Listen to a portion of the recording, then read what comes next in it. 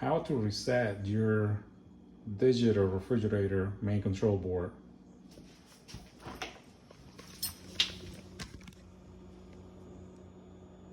Hold settings for about 4 seconds.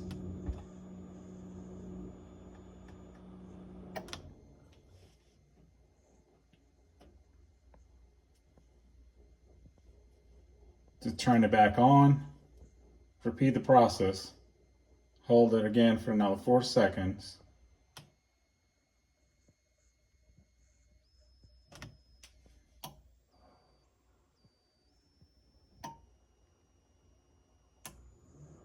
There you are,